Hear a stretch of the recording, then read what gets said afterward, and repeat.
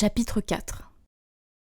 Le lendemain matin, Maria se réveilla si tôt que la seule lumière qui entrait dans sa petite chambre était la lueur grise de l'aube naissante. Sans bouger, elle écouta les légers bruits de la campagne, le pépiment des oiseaux, le bruissement des feuilles, le cri d'une mouette au-dessus du toit. Joués ensemble, tous ces bruits écrivaient les notes d'une mélodie qui la touchait étrangement, comme si son cœur était le clavier d'où montait cette musique. Puis Wiggins s'étira à ses pieds, se réveilla et s'ébroua.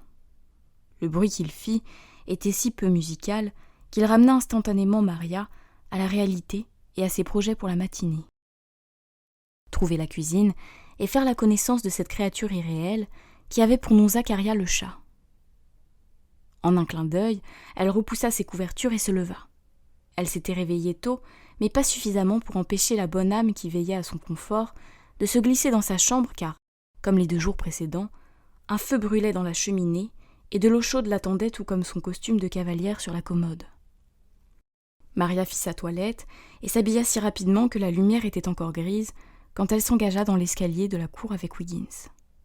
Les rideaux avaient été tirés dans le petit salon et un grand feu pétillait dans la cheminée. Wolf était allongé devant l'âtre et clignait des yeux en regardant les flammes. Il se leva quand il vit Maria et lui adressa un regard affectueux tout en agitant doucement la queue. Maria eut la certitude qu'il l'attendait pour l'accompagner dehors. « 1 minute, Wolf, dit-elle. Je veux juste voir la cuisine avant. » La queue de Wolf s'immobilisa aussitôt et son regard affectueux disparut pour laisser la place à des éclairs de colère. On aurait presque dit qu'il s'apprêtait à la dévorer.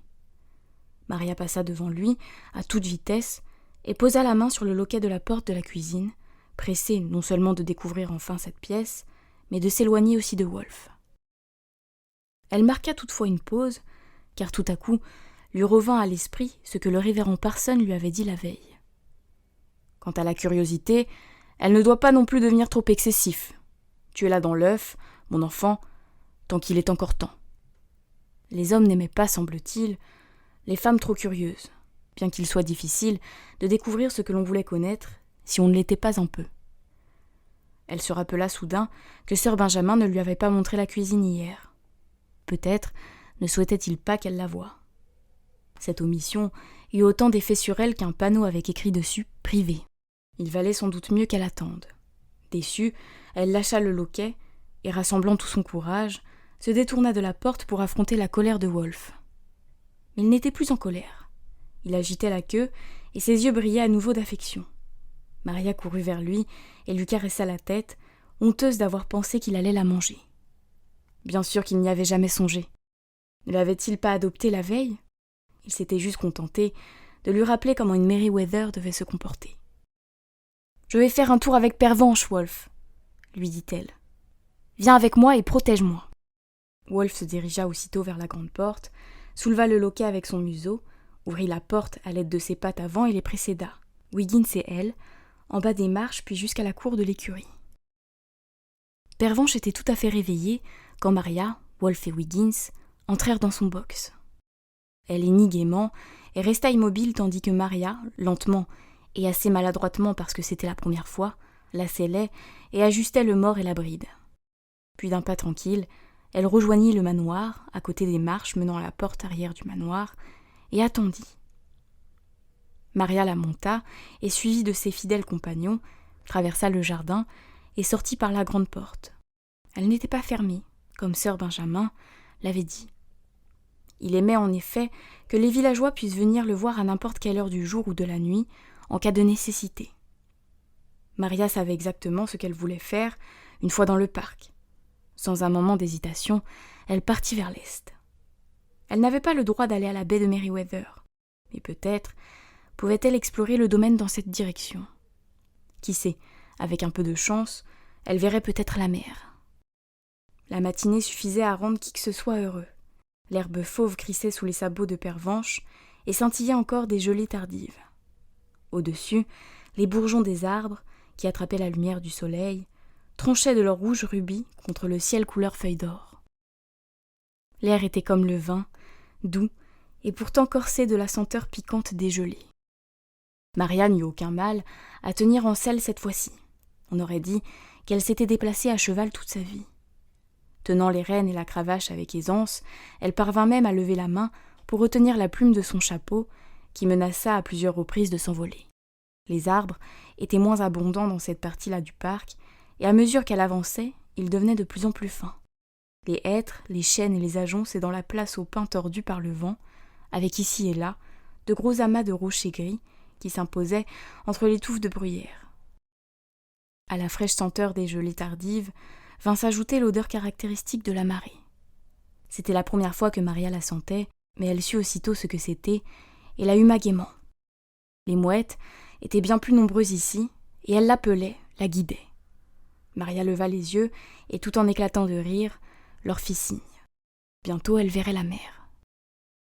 En fait, ce n'était pas ce matin-là qu'elle la vit.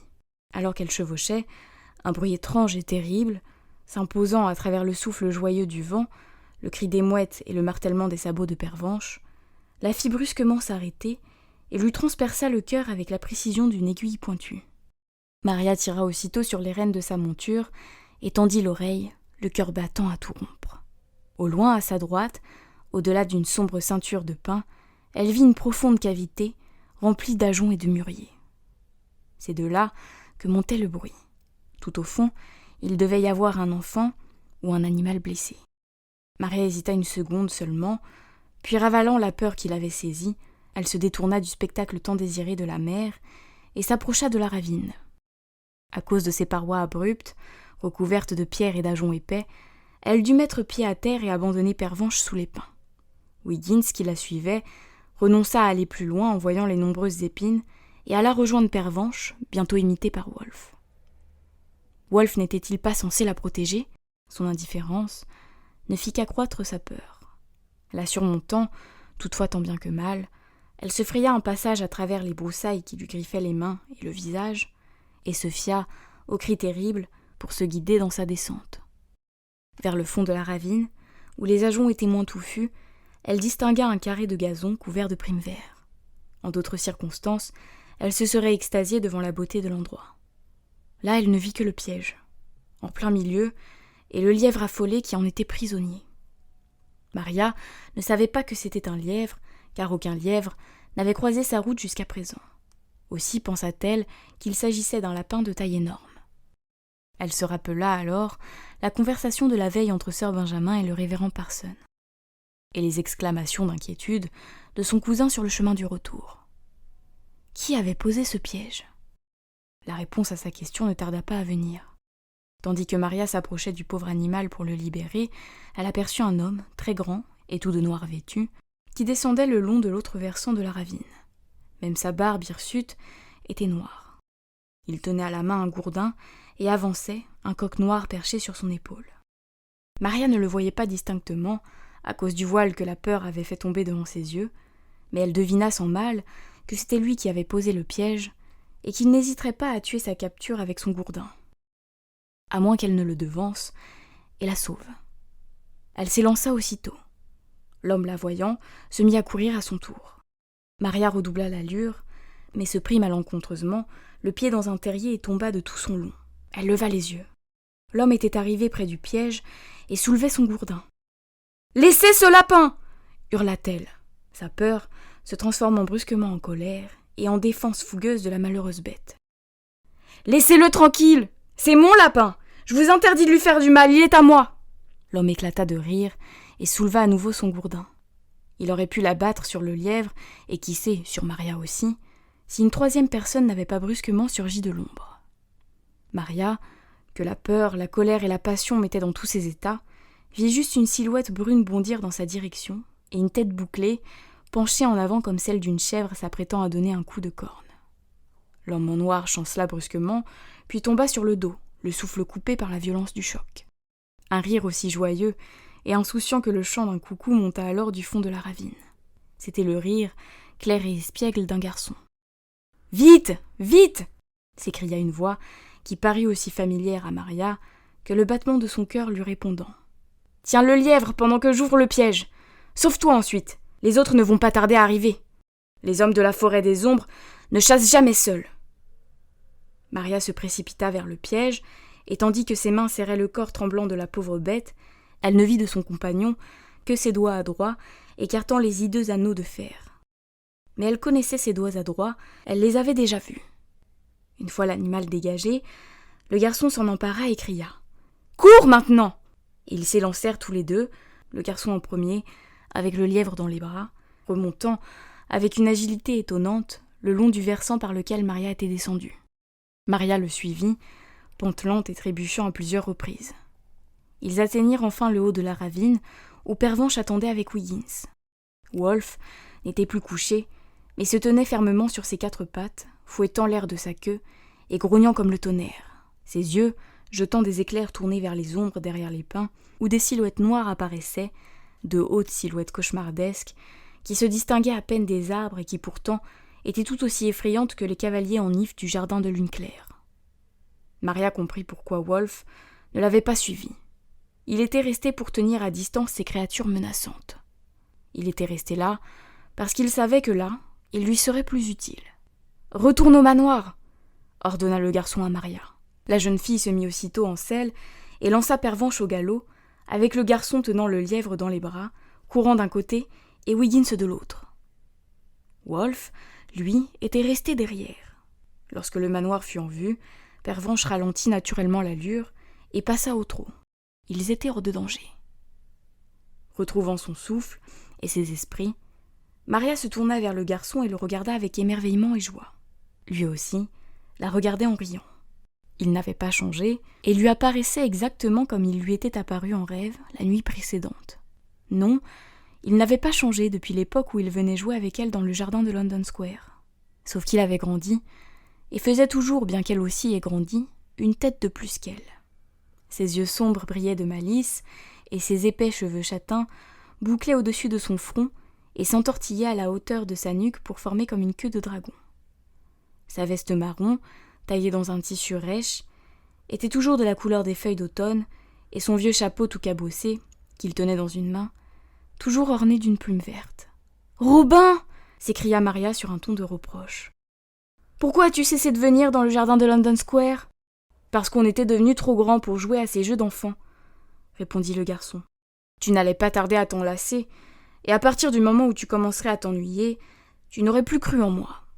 Il faut s'intéresser à quelque chose ou à quelqu'un pour y croire. C'est pourquoi j'ai pensé qu'il valait mieux que je disparaisse avant que tu n'aies plus envie de me voir. Et puis, je savais que tu viendrais à Lune Claire et que je t'y retrouverais. Et fais-moi confiance, tu ne t'ennuieras pas avec tout ce qu'on a à faire ici tous les deux. Je t'en donne ma parole. Tu auras peut-être peur, mais tu ne t'ennuieras pas. »« Qu'allons-nous faire ici, tous les deux ?» demanda Maria. « Tu le sauras bientôt, » répondit Robin. Maria ravala sa curiosité. Robin détestait qu'on lui pose des questions. Si elle insistait, il risquait de disparaître, et ça, elle ne le souhaitait pas le moins du monde. Une fois dans la cour de l'écurie, ils s'installèrent sur la margelle du puits pour soigner le lièvre. Niché en toute confiance contre Robin, celui-ci ne semblait plus effrayé. Robin peigna sa patte blessée et la banda avec le mouchoir de Maria, qu'il déchira en plusieurs morceaux. Il procéda avec tant d'adresse que pas une seule fois le lièvre ne gémit. « Et voilà, dit-il quand il eut fini. Tiens, il est à toi. C'est ton lièvre, ajouta-t-il en déposant l'animal dans les bras de Maria. Mon lièvre ? Répéta Maria. Je pensais que c'était un gros lapin. Robin éclata de rire. Les lapins sont des petites bêtes sympathiques et des animaux de compagnie agréables, mais les lièvres c'est autre chose. Premièrement, un lièvre n'est pas un animal de compagnie, c'est une personne. Et puis, les lièvres sont intelligents, courageux et affectueux, et ils coulent dans leurs veines le même sang que celui des animaux fabuleux. C'est une grande chose d'avoir un lièvre pour ami, et c'est assez rare, car les lièvres préfèrent rester entre eux. Rien à voir avec les lapins. Si tu parviens à gagner l'amour d'un lièvre, tu peux t'estimer heureuse. Et vu que c'est le cas, Maria baissa les yeux sur la magnifique créature couchée sur ses genoux et lui caressa la tête avec une tendresse infinie. À présent qu'elle le regardait avec plus d'attention, elle se rendit compte que c'était presque une insulte que de l'avoir comparé à un lapin. Il avait une allure bien plus vigoureuse et royale aussi, avec son doux pelage gris argenté et ses oreilles, si longues qu'on aurait dit des bannières. Pourtant, avec le fin duvet rose qui les recouvrait comme du velours, Elle ne manquait pas d'élégance.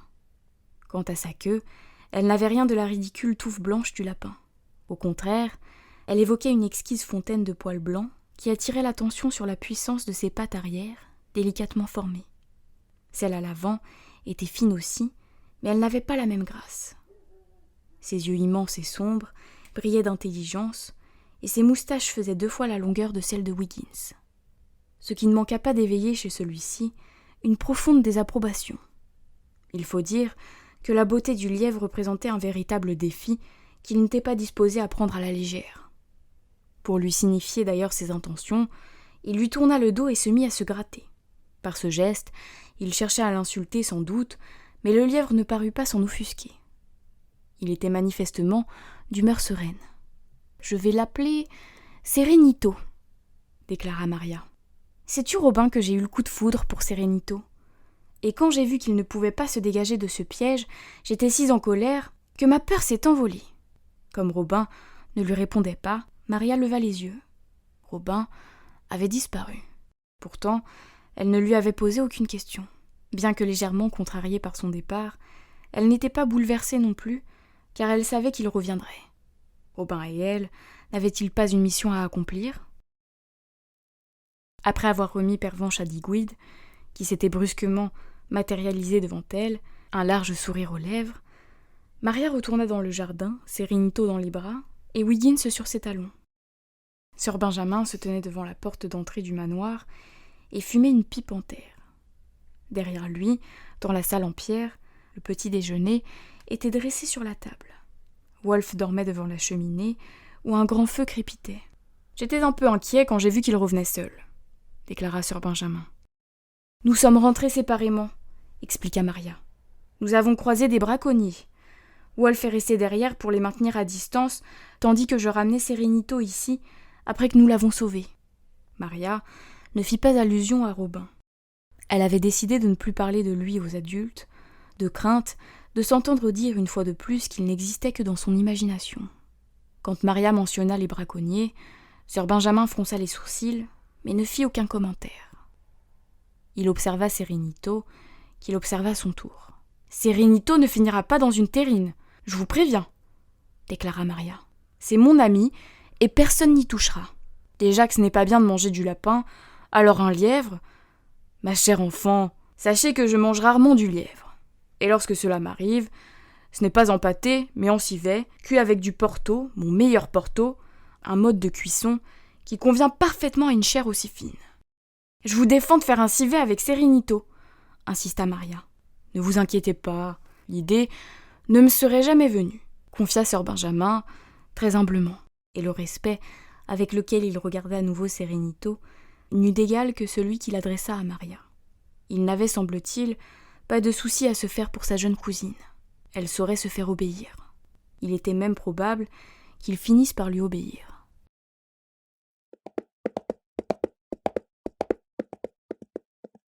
Chapitre 5. Maria pensait qu'il lui serait extrêmement difficile ce matin-là de se concentrer sur ses leçons avec Miss Héliotrope. Le parc de Lune Claire était si attrayant, si plein de mystères et d'aventures, que pendant le petit déjeuner, elle avait craint que chaque minute passée à l'intérieur ne soit une torture. Pourtant, lorsqu'avec Miss Héliotrope, elle s'installa devant la cheminée du petit salon, la fenêtre orientée à l'ouest, grande ouverte sur la roseraie, toute agitation l'abandonna, et un agréable sentiment de paix l'envahit. Pour faire plaisir à sa gouvernante, elle avait quitté son costume de cavalière et enfilé à la place une robe de lin verte, rappelant le vert des chaises et du tapis. Était-ce l'effet de la couleur, et elle se sentait à sa place dans cette jolie pièce. Elle avait même l'impression d'en faire partie. Wiggins les avait suivis et dormait devant l'âtre. Serenito, installé dans un panier en osier que Sir Benjamin lui avait déniché, dormait à ses côtés. Bien que Wolf ait préféré rester près de la cheminée de la salle en pierre, Maria avait laissé la porte du petit salon entr'ouverte, au cas où il aurait changé d'avis. Digweed travaillait dans le jardin, et Sir Benjamin était allé rendre visite à l'un de ses métayers dans une ferme isolée. Maria et Miss Héliotrope étaient donc les seuls êtres vivants présents dans le manoir, à l'exception des animaux, mais ils étaient si profondément endormis qu'ils ne comptaient guère. Maria parcourut la pièce du regard. Le clavecin, dont elle avait libéré une si jolie mélodie, paraissait en vie, maintenant que Maria l'avait joué. Mais l'échiquier et la boîte à ouvrage en bois de cèdre semblaient toujours aussi figés. La boîte surtout l'attirait, comme un aimant. Il fallait qu'elle soulève le couvercle et découvre ce qu'il y avait à l'intérieur. « Miss Héliotrope, pourrais-je faire un peu de couture ce matin, s'il vous plaît ?» demanda-t-elle. « Certainement pas, » répondit Miss Héliotrope. « Vous cousez le vendredi. Aujourd'hui, nous sommes lundi, et le lundi vous étudiez l'art de la déclamation. Un art que vous ne dominez pas aussi bien que vous le devriez. » Maria ouvrit la bouche pour protester, mais jetant un coup d'œil à l'étrange tableau au-dessus de la cheminée, elle se ravisa. Patience, patience. Le petit cheval blanc et la créature fauve qui galopait de concert au milieu de la clairière ne semblaient guère pressés d'arriver. Ils galopaient peut-être depuis des années, pourtant aucun soupçon d'impatience ne ternissait la joie qui émanait d'eux. On ne se pressait pas à la campagne. Aussi, Maria se leva-t-elle, alla chercher ses recueils de poésie sur la pile de livres posés dans un coin du beau window, et les posa devant elle sur la table en bois de rose. Elle lut d'abord des poèmes français, tirés d'un recueil à la couverture vert olive qui appartenait à Miss Héliotrope. Il lui avait été offert par un Français, réfugié en Angleterre après avoir fui son pays pour échapper à l'une des nombreuses révolutions qui y sévissaient souvent. Miss Héliotrope l'avait rencontré dans le village des Cornouailles, où son père était pasteur et où il s'était installé. Miss Héliotrope raconta à Maria qu'elle lui avait enseigné l'anglais et offert un recueil de poèmes anglais, et qu'en échange, il lui avait enseigné le français et donné ses recueils de poésie. En dessous, le Français avait écrit son nom à lui, Louis de Fontenelle. En le voyant aujourd'hui, Maria pensa à demander à sa gouvernante à quoi ce Louis de Fontenelle ressemblait. C'était un très beau jeune homme, très grand, brun et très aristocratique, expliqua Miss Héliotrope. Il était marquis, très talentueux également, il excellait en linguistique, en musique, en sciences et en littérature. C'était un homme d'action aussi, il avait été officier de cavalerie dans sa jeunesse, mais malheureusement, comme beaucoup de Français, il était atteint de ce terrible mal qui s'appelle l'athéisme, et ne croyait pas en Dieu. Lorsque mon père l'a découvert, il lui a fermé à jamais la porte du presbytère. « Que lui est-il arrivé ?» demanda Maria. « Il s'en est allé, » répondit Miss Héliotrope, avec un léger soupir. Pendant qu'elle brûlait d'envie de lui poser mille autres questions, la jeune fille se mordit les lèvres et se tut, car il y avait une finalité dans le soupir de Miss Héliotrope qui lui fit comprendre que ces questions n'auraient pas de réponse. D'habitude, Miss Héliotrope écoutait attentivement son élève quand elle lisait, et corrigeait ses erreurs avec sévérité, mais ce matin, elle semblait ailleurs, comme si la réminiscence de ses vieux souvenirs lui avait donné des envies d'ailleurs et de solitude. « Cela suffira pour aujourd'hui, mon enfant, » dit-elle, quand Maria eut fini de lire. « À présent, j'aimerais que vous composiez un petit poème. Pendant ce temps, j'irai réparer les rideaux de mon lit à baldaquin. Comme vous l'avez sans doute constaté, le soir de notre arrivée, personne ne semble s'occuper du raccommodage dans cette maison. »« Je sais sur quoi j'ai envie d'écrire, » déclara Maria. « J'ai joué un air l'autre matin. Il m'est venu sans que je réfléchisse quand je me suis assise au clavecin. Puis-je écrire quelques paroles pour l'accompagner ? Faites, mon enfant, faites, car je sais que vous ne profitez pas de mon absence pour paresser, mais que vous demeurez dans cette chaise, pieds bien à plat et dos droit, jusqu'à ce que votre composition soit achevée et que vous en soyez pleinement satisfaite. » Sur ces paroles, Miss Héliotrope ramena sa jupe sur le côté, se leva et disparut derrière la petite porte. Maria prit sa plume et une feuille de papier et se réinstalla plus confortablement dans sa chaise. Cependant, bien qu'obéissante, jusqu'à un certain point, elle ne l'était pas totalement non plus. Certes, elle demeurait le dos droit, mais sous son jupon, ses petits pieds s'agitaient en tous sens. Maria ne supportait pas d'être ainsi contrecarrée dans ses projets. Elle avait voulu voir la cuisine, le chat et la mère avant le petit déjeuner, et elle n'avait vu aucun des trois. Et maintenant, c'était le couvercle du coffret qu'on lui interdisait de soulever. Ce n'était vraiment pas juste. « Chanson », écrivait-elle en haut de sa feuille de papier, quelque peu rageusement. Enfin, elle avait vu Robin, c'était déjà ça. L'avoir retrouvé lui faisait l'effet d'une récompense. Finalement, lune claire lui montrait des choses, mais à son rythme et à sa façon. Il fallait juste qu'elle fasse preuve de patience. Maria sourit, jeta sa feuille de papier au feu et en prit une nouvelle. À sa grande surprise, les mots lui vinrent facilement malgré son humeur rebelle et s'accordèrent à la mélodie égrenée, note à note au clavecin. C'était comme si elle n'avait pas besoin de les chercher, mais qu'ils volaient vers elle par la fenêtre, montant de la roseraie, tels des papillons pour se poser sur la pointe de sa plume et tomber sur le papier. Une fois son texte écrit, Maria alla s'asseoir au clavecin et se mit à jouer et à chanter. Mais curieusement, ce n'est pas sa chanson qui lui venait. Non, c'était celle d'une autre. Et à nouveau, elle eut l'impression que quelqu'un l'écoutait. Elle courut à la fenêtre, fouilla la roseraie du regard. L'espace d'une minute, elle crut discerner une petite silhouette, plus semblable à un sylphe qu'à un être humain. Mais lorsqu'elle regarda avec plus d'attention, elle ne vit que les églantiers, aux branches enchevêtrées, et les adorables petits oiseaux aux ailes couleur arc-en-ciel. Ils chantaient si gaiement ce matin, gazouillant et pépitant tout en voltant à la gloire du printemps, que c'était presque un miracle qu'ils ne se fassent pas éclater la gorge. Tout à coup, un étrange frombissement se mêla au chant des oiseaux. D'où venait-il ? Maria avait entendu parler des colibris, mais les colibris ne vivaient pas en Angleterre, n'est-ce pas ? Le bourdonnement, au départ très léger, grossit de plus en plus, jusqu'à ne plus résonner comme un bourdonnement, mais plutôt comme une énorme bouilloire sur le feu. Et il ne provenait pas de la roseraie, mais de la pièce. Maria se retourna et vit assis devant la cheminée, entre Wiggins et Sérénito endormis, un chat noir qui regardait fixement les flammes, tout en ronronnant. Zacharia. Maria retint son souffle et l'observa.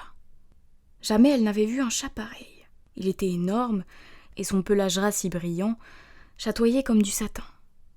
Sa queue, longue d'1 mètre au moins, traînait par terre et évoquait un gros poisson noir. L'extrémité, légèrement relevée, se balançait de droite à gauche, suggérant qu'en dépit de ce formidable ronronnement, le tempérament de Zacharia n'était pas à prendre à la légère. Il avait une tête noble, avec un grand front bombé et de grandes oreilles bien dessinées.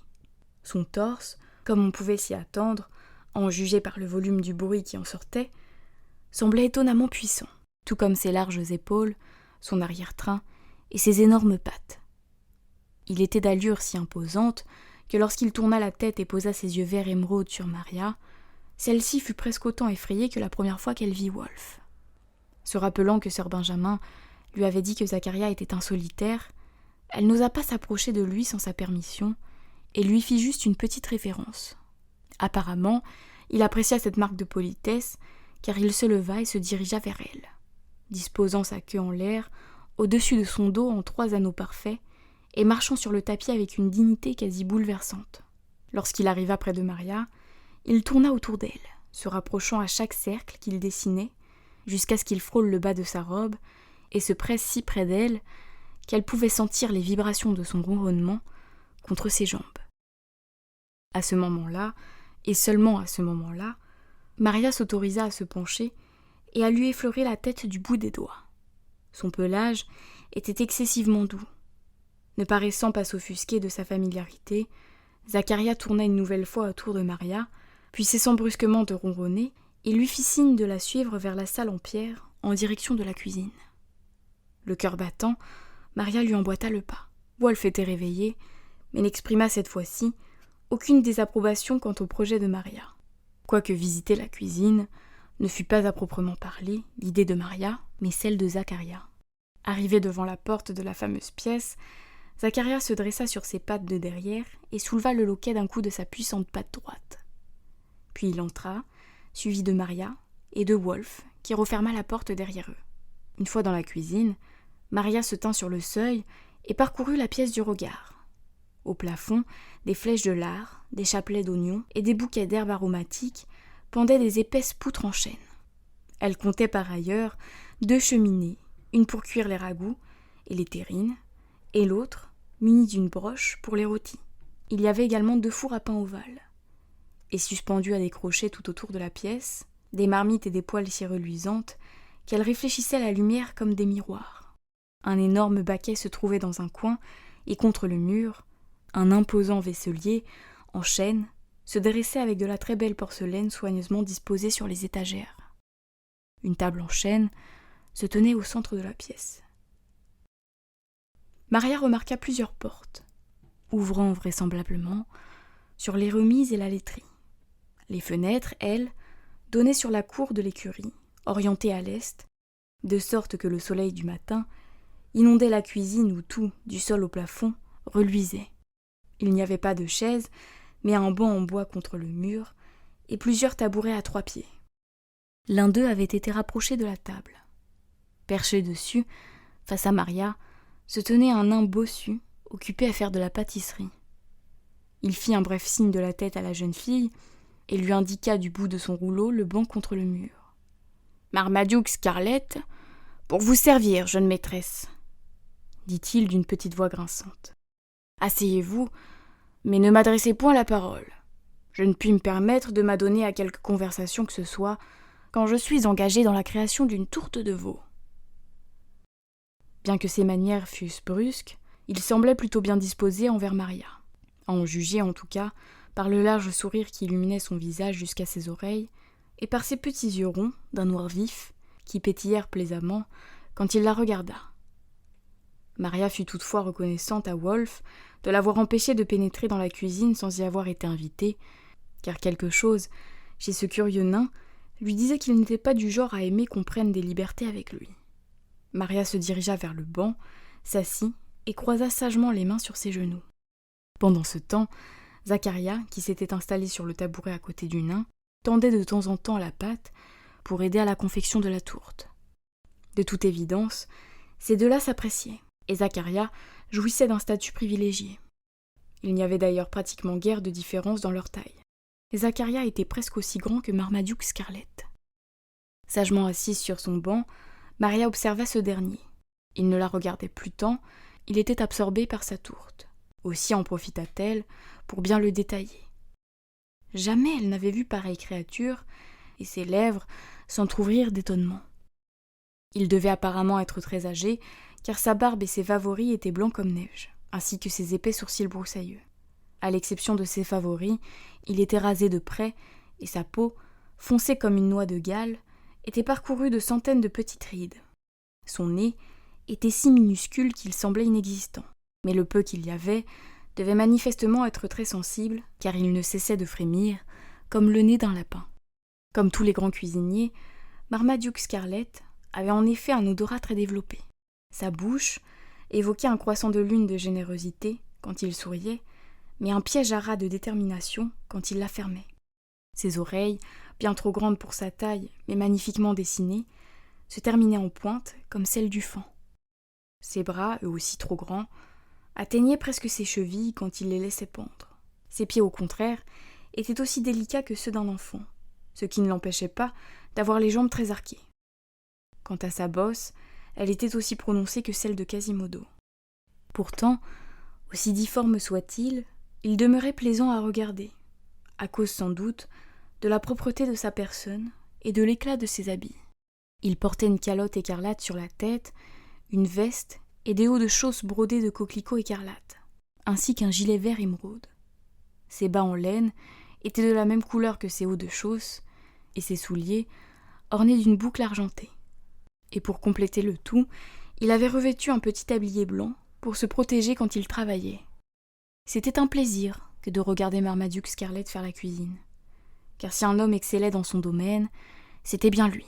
Il maniait son rouleau à pâtisserie comme s'il s'agissait d'un sceptre, et sa pâte semblait si légère tandis qu'il la retournait sur sa planche qu'elle évoquait de l'écume de la mer. Il avait posé à côté de lui un énorme plat rempli de morceaux de veau et de jambon, d'œufs durs, de persil et d'oignons hachés, et quand Maria le vit jeter l'ovale de pâte blanche dessus, elle en eut l'eau à la bouche.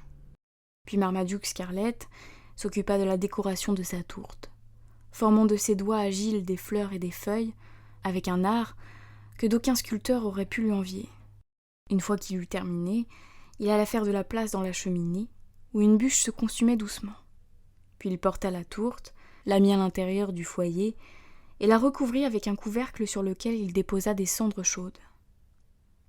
Il se dirigea ensuite vers l'un des fours à pain et ouvrit la porte. Maria vit que le fagot de brindilles qui y brûlait était en train de se transformer en cendre et que les briques qui tapissaient l'intérieur rougeoyaient.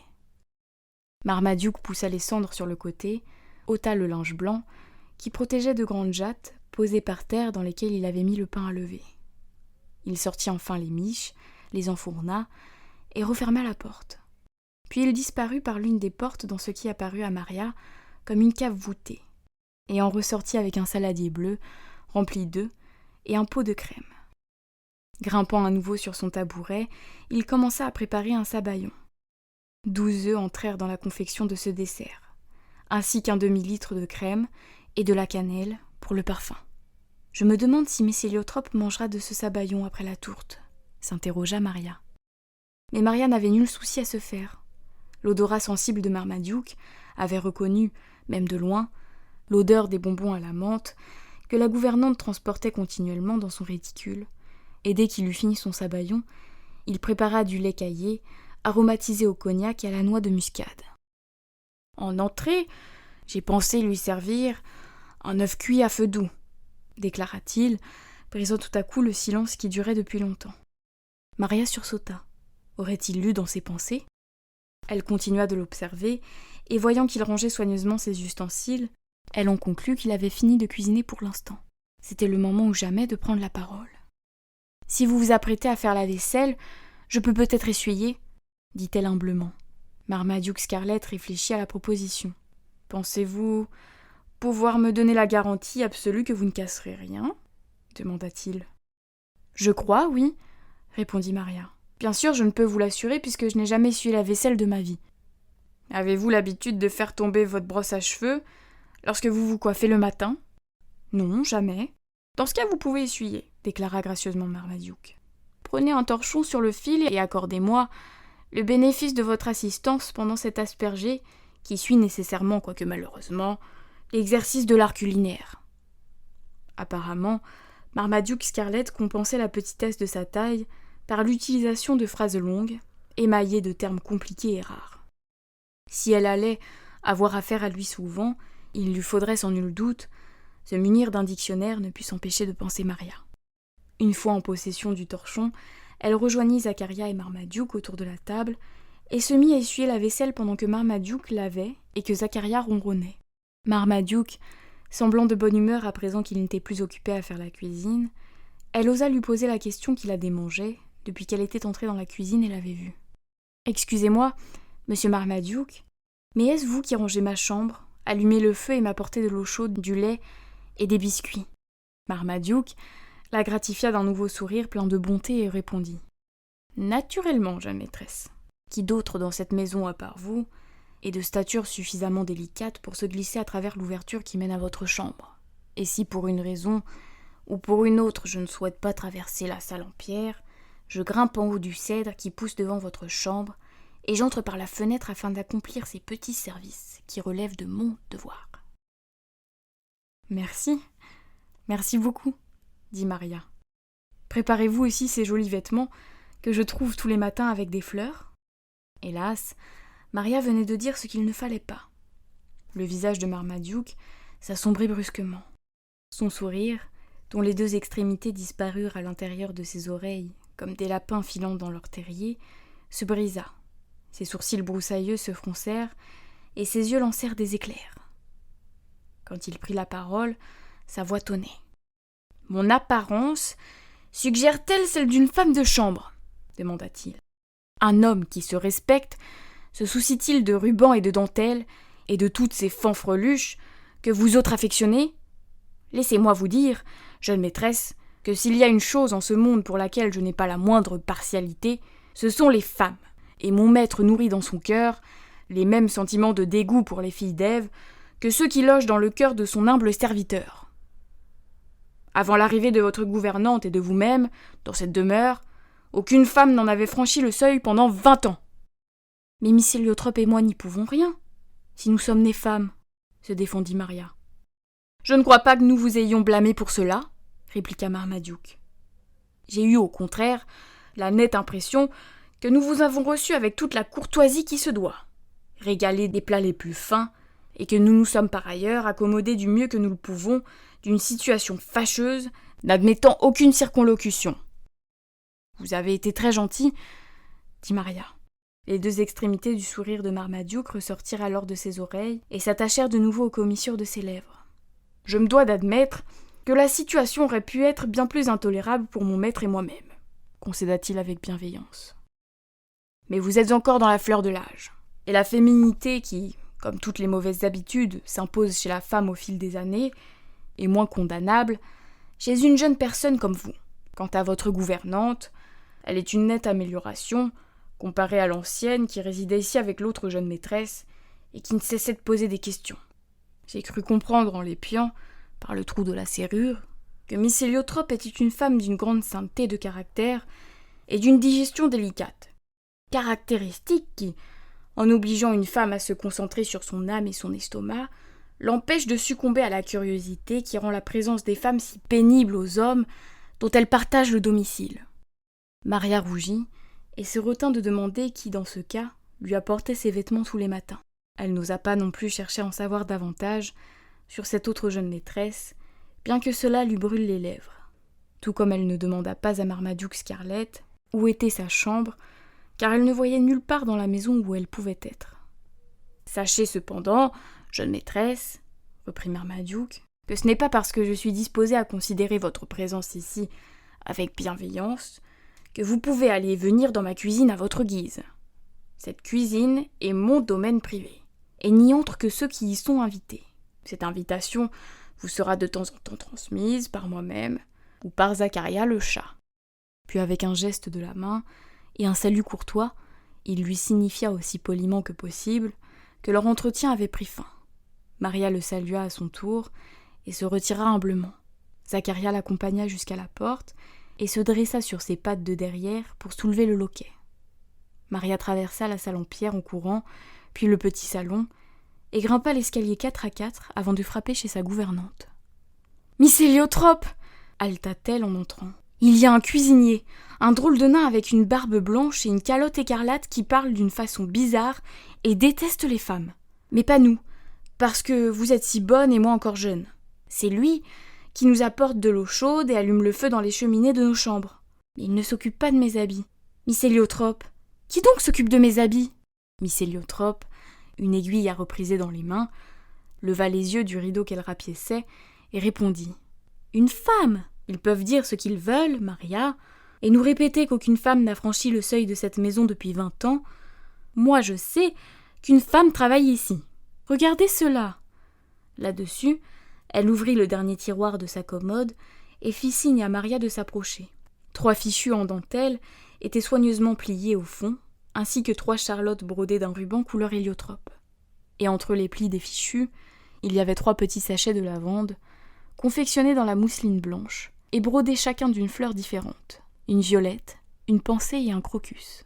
« C'est de la dentelle au niton », déclara Miss Héliotrope, avec une sorte d'extase. « De la vraie dentelle au niton, comme j'ai toujours rêvé d'en avoir. Et regardez ce ruban, la couleur préférée qui rappelle mon nom. Et ces fleurs sur ces sachets de lavande, je n'ai jamais vu de broderie aussi délicate. Maria, je vous le demande. Un homme, un simple homme, pourrait-il être derrière tout ça ? Non, répondit Maria.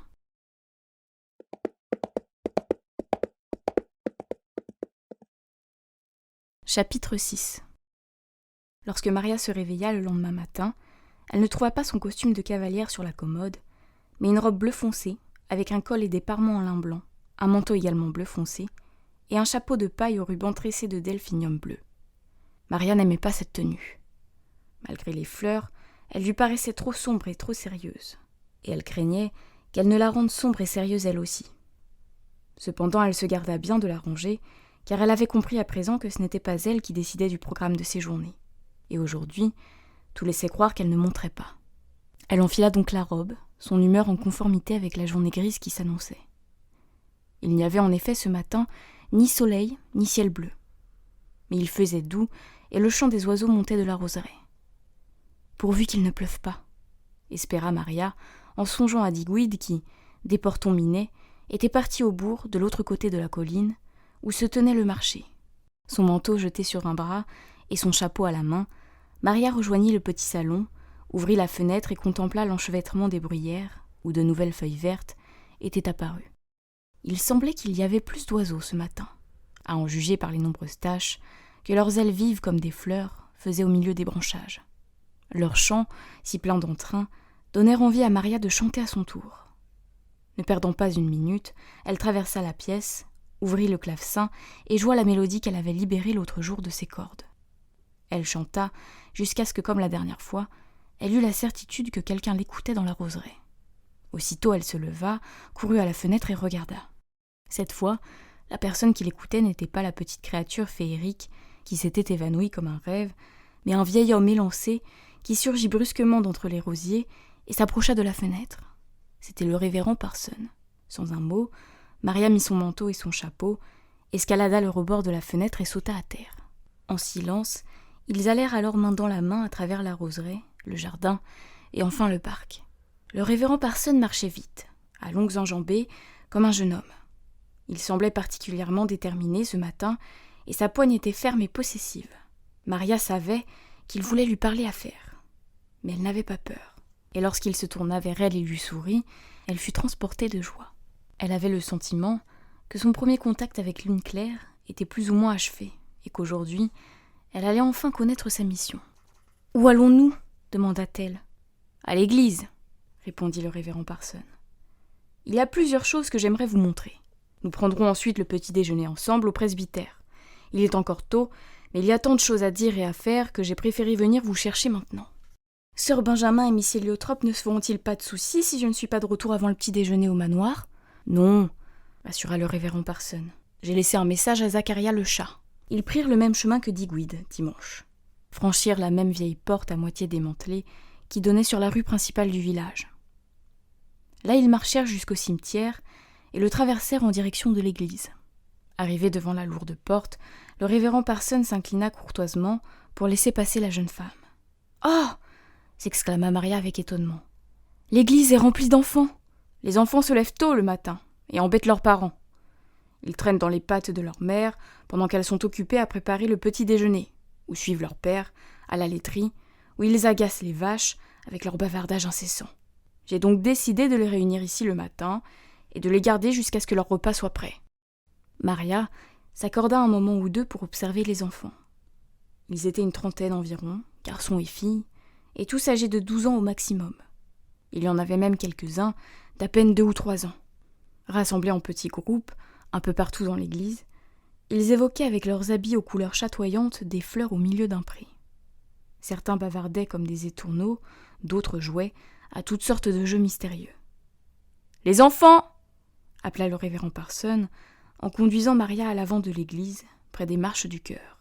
« Les enfants, Maria Merriweather est parmi nous ce matin. » Il avait annoncé la présence de Maria comme s'il s'agissait d'un événement très important, ce que les enfants pensèrent évidemment, car ils abandonnèrent aussitôt leur jeu et s'approchèrent de Maria en lui souriant timidement. « Montrez-lui la Vierge et la cloche » ordonna le révérend Parson. « Nous lui chanterons ensuite la chanson de la cloche. » Une adorable fillette, avec des cheveux blonds bouclés et une robe bleue myosotis, qui Maria l'apprendrait plus tard, portait le nom de Prudence Honeyburn et était la fille de l'aubergiste, prit la main droite de Maria dans la sienne, tandis qu'un petit garçon tout brun et grassouillet, âgé de 4 ans environ, dont les rondeurs et la couleur brune évoquaient un marron d'Inde, s'accrocha comme une moule au rocher à sa main gauche. Il s'appelait, lui dirent les autres enfants, Peterkin Pepper. Ils lui montrèrent d'abord la cloche, posée à même le sol près de la chaire. Elle était très vieille, et les enfants lui expliquèrent qu'un monastère se dressait autrefois au sommet de la colline du Paradis, et qu'elle se trouvait dans la tour de l'église. 7 fois par jour, elle appelait les moines à la prière, et en l'entendant carillonner, les gens dans la vallée se mettaient à prier eux aussi. Ils la firent sonner pour que Maria admire son joli son. Le pasteur les autorisa à la faire tinter, quand ils s'amusaient à organiser des baptêmes, des mariages, lui dirent-ils, ou quand ils jouaient tout simplement à être des carillonneurs. « Les cloches de l'église de Père-l'Argent sont très célèbres, » confirent-ils à Maria. « On les entend à des lieues à la ronde. Le révérend Parson a écrit une chanson sur elles. Nous vous la chanterons tout à l'heure. Elles portent tout un nom, vous savez. Quand elles étaient dans le beffroi, elles ont été baptisées. Oui, comme des êtres humains. Elles ont reçu le signe de croix et ont été ointes avec l'huile sainte. Mais Maria ne put rester plus longtemps à contempler la cloche de l'ancien monastère, car Peter King Pepper la tira par la main pour l'entraîner vers une niche où se trouvait une statue de la Vierge à l'enfant. En bois, pas plus grande qu'une poupée, elle était si abîmée par le passage du temps, les innombrables caresses des enfants, qu'on ne distinguait presque plus le trait de la Madone. Mais le drapé de sa robe était magnifique et gracieux, tout comme le port de sa tête, empreint d'une grande fierté. L'enfant, lui, le sourire aux lèvres, levait la main pour bénir les fidèles. Les enfants de Père l'Argent avaient déposé devant la niche 2 vases remplis de fleurs. « Nous offrons toujours quelque chose de joli à Notre-Dame, » expliqua Prudence au Nibbon. « L'hiver, ce peut être juste quelques baies ou une plume d'oiseau, mais nous tenons à lui apporter une offrande car nous la vénérons. Malheureusement, ce ne sont jamais des coquillages. À cause d'eux, nous n'osons pas descendre sur la plage. » Peter King Pepper prit alors la parole pour la première fois, d'une voix de basse particulièrement étonnante, étant donné son jeune âge. « Moi, j'aimerais avoir un grand bâton noueux pour les chasser. Ont-ils encore volé des poules à ton père, Peter King ?» demanda l'un des enfants. « 4, répondit Peter King. « Hier. »« Ils parlent des hommes de la forêt des ombres, » expliqua Prudence, tout bas à Maria. « Ils vivent dans la forêt de pins et ils sont très méchants. Ils ne laissent pas les gens entrer dans la baie de Merryweather.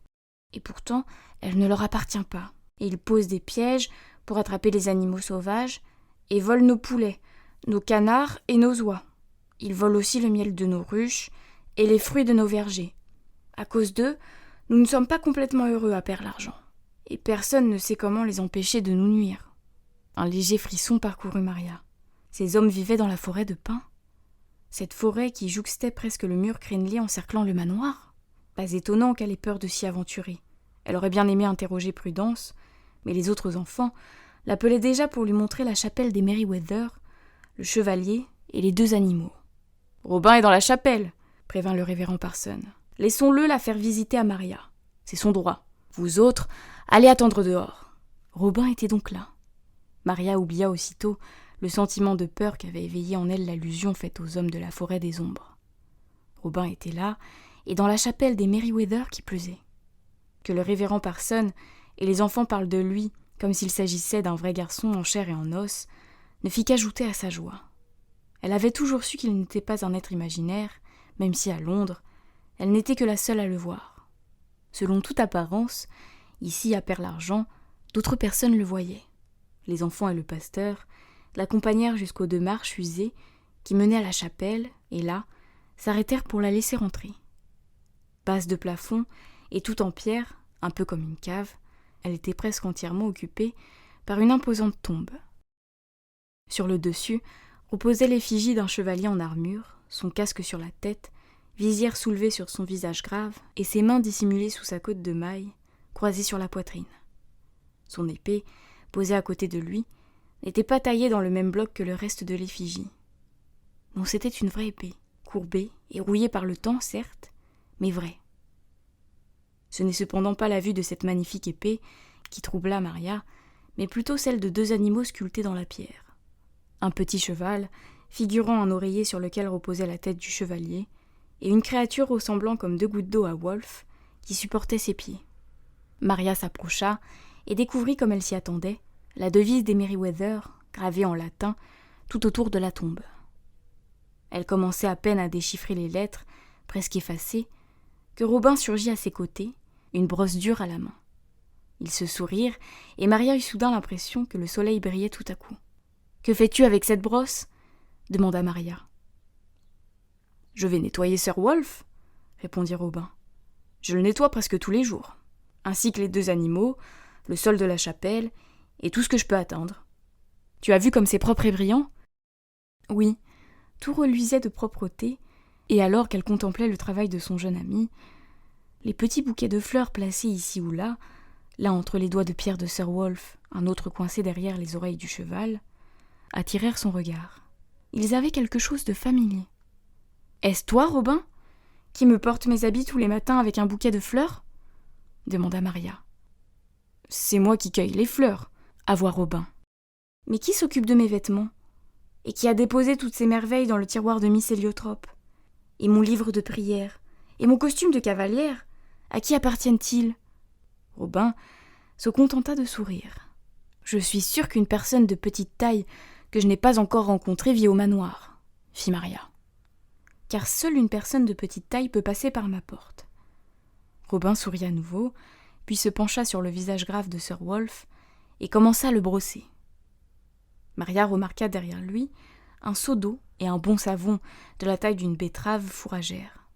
« Ce n'est pas étonnant qu'il fasse cette tête, » dit-elle, tandis que Robin frottait le chevalier avec plus de zèle que de tendresse. « Si tu y allais plus doucement, peut-être sourirait-il. Au village, les gens racontent que le jour où on arrivera à les convaincre d'être bons, Sir Wolf sourira, » répondit Robin. « C'est lui qui a fondé la dynastie des Merryweather, et c'est à cause de lui qu'ils se sont mis à mal se conduire. Sir Wolf doit se faire du souci, à mon avis.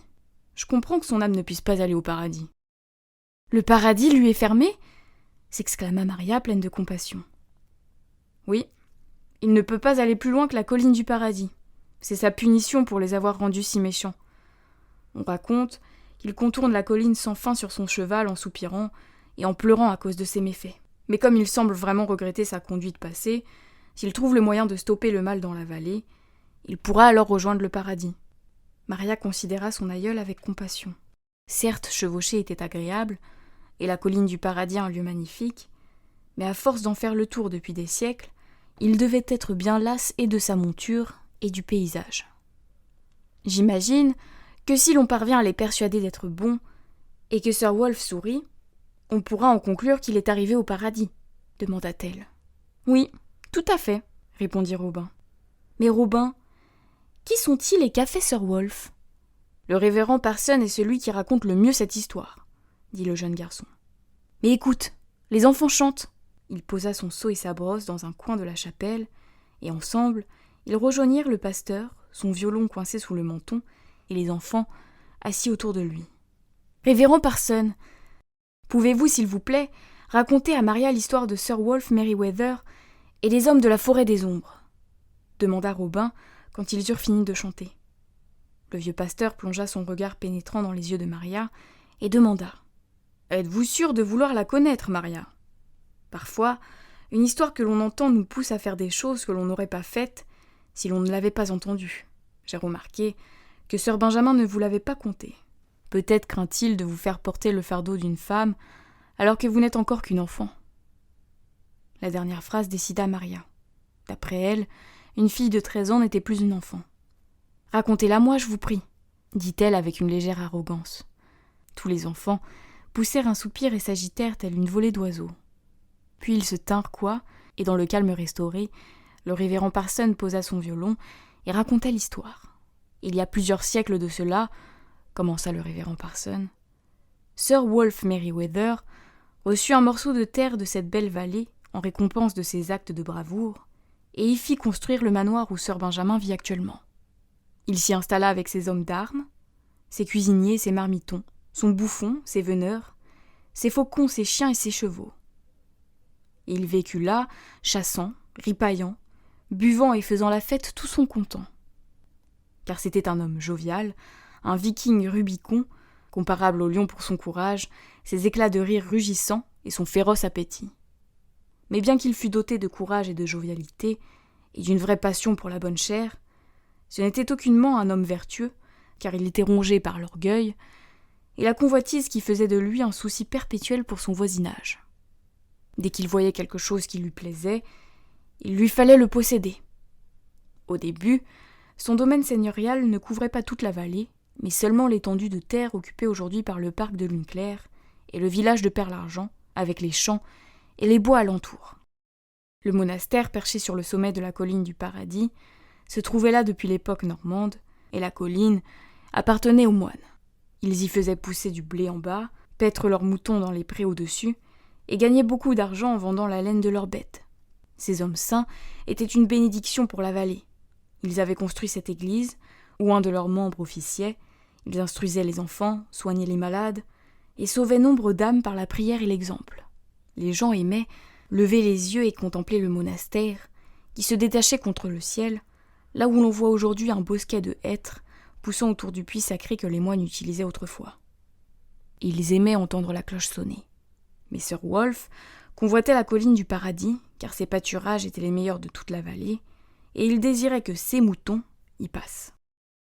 Il trouvait ridicule que les hommes de Dieu, qui auraient dû faire vœu de pauvreté et vivre dans l'indigence, possédaient des biens matériels tels que cette terre et ses moutons. Dans son esprit, ce n'était ni juste ni convenable. Aussi en parla-t-il au roi quand celui-ci vint lui rendre visite dans son manoir nouvellement achevé. Le roi, dont la vie avait été sauvée pas moins de 3 fois par Sir Wolf, acquiesça à ses arguments et chassa les moines de la colline du paradis afin que Sir Wolf puisse y mener ses moutons et transformer le monastère en pavillon de chasse. Le vieux pasteur et les enfants, qui connaissaient cette histoire pour l'avoir entendue maintes et maintes fois, lâchèrent un profond soupir et secouèrent la tête tristement en songeant à la conduite répréhensible de Sir Wolf, sans en être non plus complètement bouleversée.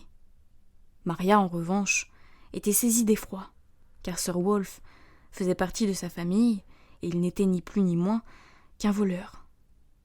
Le fait de posséder la colline du paradis ne combla malheureusement pas Sir Wolf, reprit le révérend Parson.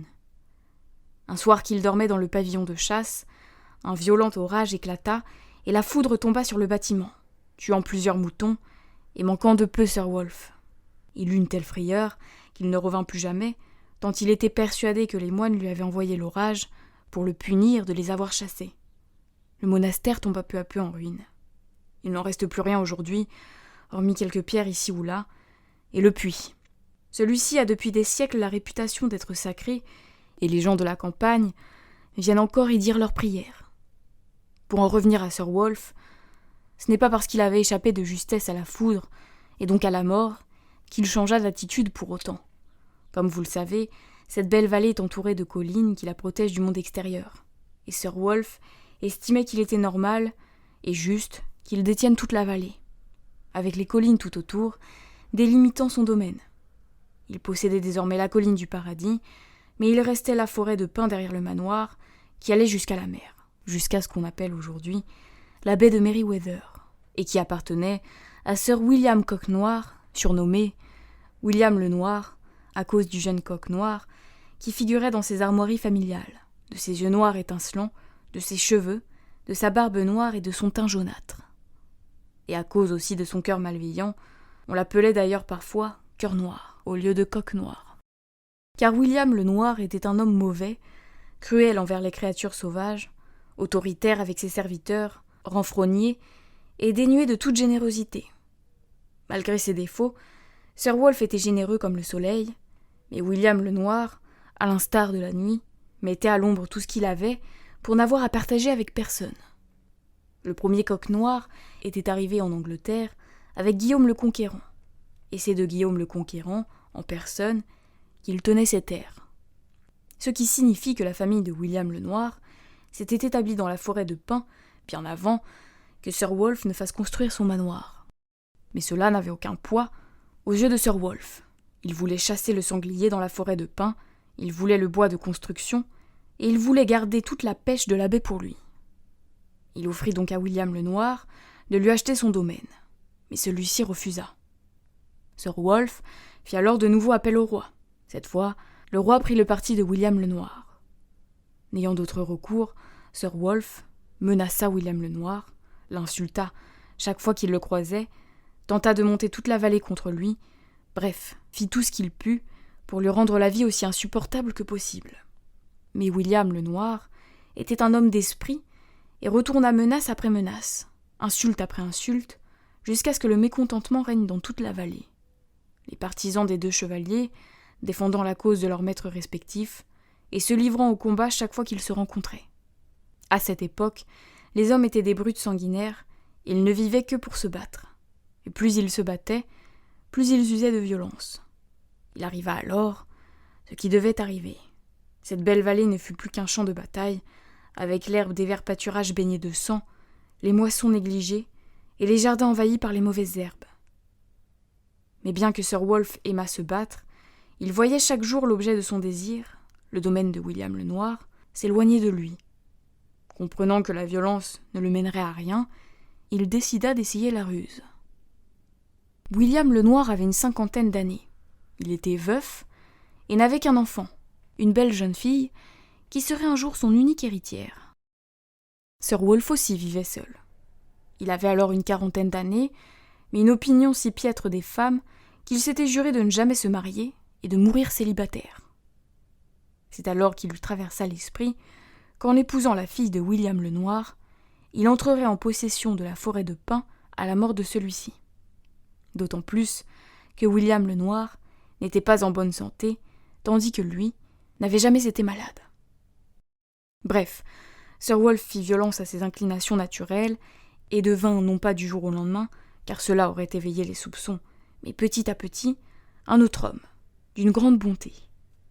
Il annonça à qui voulait l'entendre qu'il avait compris ses erreurs. Il fit nettoyer l'église, laissée à l'abandon depuis le départ des moines, construire le presbytère où je vis aujourd'hui, et venir un pasteur pour dire la messe et veiller sur les âmes de Père-l'Argent. Il se mit même à suivre l'office, et ses amens résonnaient si fort que les chevrons de la toiture de l'église en tremblaient. Il s'occupa de ces champs qu'il négligeait depuis si longtemps, désherba son jardin, et punit sévèrement ces hommes coupables de violence envers l'ennemi d'autrefois. Finalement, après avoir laissé passer un temps qu'il jugea décent, il se rendit seul un jour d'automne chez William le Noir et lui présenta ses humbles excuses. Celui-ci, épuisé par ces 2 dernières années de guerre que les hommes s'étaient livrés, les accepta et la paix régna de nouveau dans la vallée. Puis le Noël suivant, Sir Wolf organisa une grande fête et invita William le Noir et sa fille. Il traita cette dernière comme une reine. Au printemps, il se mit à lui faire la cour, et à mesure que le printemps avançait vers l'été, il conquit son cœur pour finir par l'épouser le premier jour de l'été.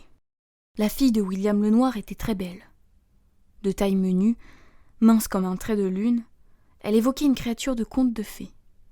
À l'inverse de son père, elle était d'une blondeur exquise, avec des reflets blancs argentés, des yeux gris et une peau laiteuse. Elle était en fait d'une blondeur si argentée et d'une allure si royale que dans toute la vallée, les gens se mirent à l'appeler la princesse de la lune. Bien que dans un premier temps, Sir Wolf ne se soit pas intéressé à elle par amour, sa beauté était si grande qu'avant même le jour de leur mariage, il était amoureux d'elle comme jamais un homme d'une femme, et elle l'était de lui tout pareillement. Il refit toute la décoration du manoir pour elle, tendant des tapisseries rares aux murs et posant des coussins soyeux sur les fauteuils. En haut de l'une des tours, il lui installa une jolie petite chambre dont les fenêtres donnaient sur le nord, le sud et l'ouest du domaine de Lune Claire. Il fit sculpter une lune au plafond, en forme de faucille, là où les nervures se rencontraient avec des étoiles tout autour, telles des courtisanes autour de leur reine, et fit en sorte que la porte de la chambre soit si minuscule que seule une personne de petite taille puisse entrer, car la jeune fille était timide et silencieuse, et il savait qu'elle apprécierait que l'on respecte son intimité. En cadeau de mariage, Sir Wolf offrit à la princesse de la Lune un adorable petit cheval blanc sauvage qu'il avait trouvé une semaine auparavant sur la colline du Paradis, pris dans une aubépine. Les gens dans la vallée racontaient que tous les matins, à l'aube, les chevaux de la mer gagnaient la terre dans un joyeux galop, mais que personne ne les voyait, car ils allaient à une allure trop vive. D'après la légende, le petit cheval blanc était l'un d'eux, et prisonnier du buisson, il n'avait pas pu retourner à la mer avec ses compagnons. C'était un animal fabuleux, mais différent des chevaux de mer, car une corne lui poussait à l'avant de la tête. Et c'est cette corne qui, prise dans les épines de l'arbre, lui avait causé sa perte. Mais bien sûr, je ne peux garantir la vérité de cette histoire. Quoique je puisse certifier que pour les villageois, la vieille aubépine de la colline du Paradis est habitée par les fées et les lutins. Ils s'y rendent d'ailleurs certains jours et se tiennent sous ses branches où ils font 3 vœux. La princesse de la Lune, elle, offrit un cadeau de mariage à Sir Wolf. Un rubis serti dans une bague et un animal au pelage fauve, une espèce de chien, qu'elle avait reçu alors qu'il était encore tout jeune. Quant à sa dot, comme William le Noir était pauvre, elle consistait en un collier de perles de lune ayant appartenu à sa mère. C'est au moment de son mariage que Sir Wolf adopta les 2 animaux, le chien et le cheval, pour armoirie familiale, et la devise suivante. Le royaume appartient à l'âme vaillante et à l'esprit pur, dont les cœurs sont joyeux et aimants. Le révérend Parson marqua une pause, si longue que Maria se demanda s'il n'était pas arrivé à la fin de l'histoire. Mais non, car il poussa un soupir empli d'une grande tristesse, et reprit. J'aurais aimé m'arrêter ici, et préféré que cette histoire se termine par « Ils se marièrent, eurent beaucoup d'enfants, et furent heureux jusqu'à la fin des temps. » Mais ce n'est pas le cas, et je me dois de la raconter, comme elle a été racontée de génération en génération. Au début donc, tout allait pour le mieux entre Sir Wolf et la princesse de la Lune. Ils étaient amoureux, riches, en bonne santé, tandis que William le Noir déclinait de jour en jour. Sir Wolf se voyait par conséquent bientôt le propriétaire de la forêt de pins et du droit de pêche dans la baie. Il ne manquait qu'une chose à son bonheur, un fils. Mais il avait tellement l'habitude d'avoir tout ce qu'il voulait dans la vie, quitte à se l'approprier de force, qu'il ne doutait pas d'être rapidement père. C'est alors que dans la vallée, l'annonce du mariage de William le Noir surprit tout le monde. Il n'avait pas épousé une grande dame, mais la fille d'un fermier, vivant de l'autre côté de la colline, qui lui donna un fils vigoureux, aux cheveux châtains et à la peau brune. Sir Wolf reçut cette nouvelle comme un calice d'amertume. Il commença à s'éloigner de sa femme. La princesse de la Lune, dont le cœur était fidèle et pur, ne prit pas conscience de la fourberie de son mari. Elle l'avait cru sincère dans sa conversion et son amour pour elle. À présent, alors qu'il tempêtait contre son père et son enfant, révélant sans s'en rendre compte la haine qui avait nourri son esprit pendant ces années, elle comprit la vérité, et sa fierté, car elle était très fière, fut terriblement blessée. Elle refusa de le croire lorsqu'il lui jura l'aimer d'un amour véritable, ne voyant dans chacune de ses démonstrations d'affection que la preuve d'un nouveau mensonge. Et son amour pour lui finit par se transformer en haine. À elle aussi, il lui était venu un enfant, le fils tant attendu. Mais il était trop tard pour que le mari et la femme se retrouvent. Quand la princesse de la Lune regardait son bébé, c'est son perfide mari qu'elle voyait. Et pour cette raison, elle ne parvint jamais à l'aimer. Elle le confia à une gouvernante et passa la majeure partie de son temps enfermée dans sa chambre, en haut de la tour, ou à travailler dans le jardin. On raconte que c'est elle qui a planté les ifs et les a fait tailler en forme de chevalier et de coq, juste pour agacer son mari. Puis c'est le jardin et le manoir qu'elle prit en haine, et elle passa de plus en plus de temps à monter sur son petit cheval blanc, allant à travers le parc, en haut de la colline du paradis, et poussant jusqu'aux bruyères bordant la mer. Elle aimait surtout se promener sur la colline du paradis, et là, elle mettait pied à terre, et restait assise pendant des heures à côté du puits des moines, et sous l'aubépine où Sir Wolf avait trouvé le petit cheval blanc. Il semble que ce ne fut que sur la colline du paradis, et en compagnie de son cheval, que la princesse de la Lune trouvait le bonheur et la paix. Pourtant, elle menait une vie solitaire et triste, car si son orgueil l'avait éloignée de son mari et de son enfant, elle la privait aussi de son père, de sa femme et de leur fils, ainsi que du château dans la forêt de pins. Sa belle-mère étant fille de fermier, elle se refusait en effet à la fréquenter. Par ailleurs, bien que son mari fût pour elle un objet de haine, sa loyauté conjugale l'empêchait de se lier d'amitié avec ses ennemis. Car l'ancienne querelle avait de nouveau éclaté. Sir Wolf et William le Noir se faisaient à nouveau la guerre, et toute la vallée grondait sous le déchaînement de leur fureur. Et puis, se succédant trop vite, 2 événements survinrent. William le Noir disparut brusquement. Comme on ne trouva aucune trace de lui, il fut donné pour mort. 1 mois plus tard, Sir Wolf apprit que l'enfant aux cheveux noirs avait également péri, et que sa mère, accablée de chagrin, était retournée chez les siens, de l'autre côté de la colline, et avait emporté le corps de son fils. La forêt de pins, qui descendait jusqu'à la mer, appartenait dès lors à Sir Wolf. Mais que son rêve se soit enfin réalisé, ne combla pas Sir Wolf, même si rien ne prouvait qu'il fût en quoi que ce soit responsable de la disparition de William le Noir, ou que l'enfant aux cheveux noirs ait succombé à autre chose qu'une des maladies qui emportaient souvent les jeunes enfants à l'époque. La princesse de la Lune fut convaincue que son mari était à l'origine de leurs 2 morts. Ne voyant plus désormais en lui qu'un meurtrier, elle ne supporta plus de vivre sous le même toit. Aussi, par une nuit froide et étoilée, alors que toute la maisonnée faisait ribote, elle enfila son costume de cavalière, et n'emportant que son collier de perles, elle descendit à l'écurie, sella le petit cheval blanc et partit. On ne la revit plus jamais. Une fois de plus, le pasteur marqua une pause. Maria remarqua que son cœur battait très vite. « Personne ne sait ce qui lui est arrivé ?» demanda-t-elle. « Non, » répondit le révérend Parson. « Personne ne sait ce qui lui est arrivé, ou ce qui est arrivé à son petit cheval blanc. Et Sir Wolf, qu'est-il devenu ? Il avait le cœur brisé. Il ne cessa de pleurer sa princesse de la lune. Pas un jour ne passa sans qu'il ne parte à cheval à sa recherche, son chien fauve derrière lui, parcourant à n'en plus finir le parc, la forêt et les champs, et tournant sans fin autour de la colline du paradis. Mais il ne la trouva jamais. 10 ans après qu'elle l'eut quitté, il mourut amer et malheureux, sans même la satisfaction de léguer à son fils John et à ses enfants à venir cette belle vallée. « Et qu'est-il arrivé au chien fauve ?» demanda Maria. Il demeura fidèle au maître à qui il avait été donné, mais quand Sir Wolf mourut, il retourna dans la forêt de pins d'où il avait surgi. On ne le revit jamais non plus. « Mais les hommes de la forêt des ombres ?» interrogea Maria. « Vous n'avez rien dit d'eux. L'histoire ne peut se résumer à cela. Il est temps que vous retourniez chez vous, pour prendre votre petit déjeuner, les enfants, déclara le révérend Parson. Et tant que nous prenions le nôtre au presbytère, ajouta-t-il en se tournant vers Maria. Maria comprit. Tout le monde connaissait cette partie-là de l'histoire que le révérend Parson venait de raconter. La suite était la propriété privée des Merryweather, et il ne lui révélerait qu'en tête-à-tête. Maria se leva, lissa sa robe et dit au revoir aux enfants. Robin partit aussi. Maria était désolée de le voir s'en aller. Elle avait espéré qu'il serait venu prendre le petit déjeuner avec elle et le pasteur. Mais non. Il lui adressa un large sourire, effleura le petit bouquet de primes verts qu'il portait à son pourpoint et suivit les enfants.